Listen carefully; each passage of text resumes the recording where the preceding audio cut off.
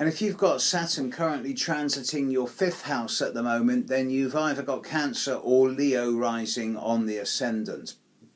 The fifth house is commonly known as the house of creativity, and the most common example of creativity comes through procreativity, hence children. So the fifth house is the house of children, creative output, creativity, and to a lesser extent fun and games. It runs gambling and it enjoys the idea of holidays and indulging oneself. It's related to Leo.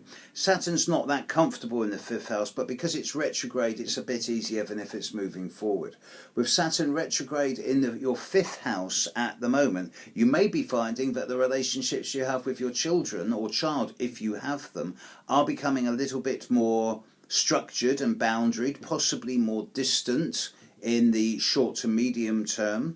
You may also find that your children are really beginning to flee the nest or beginning to reclaim their lives and become more individual and less dependent upon you as parents, if you're of that age group.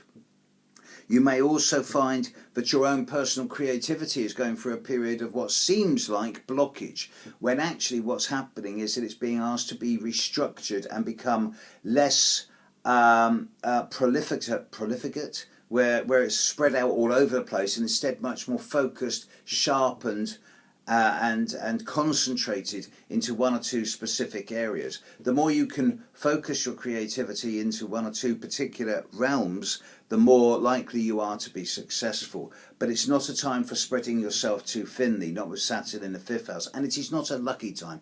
It may be fortunate, but you can earn your fortune, you can work for fortune. Luck is random. So it is not a lucky time, because Saturn does not deal with luck. Saturn deals with fortune earned through hard work. Saturn retrograde in the fifth house. Be a bit more disciplined about your creative output.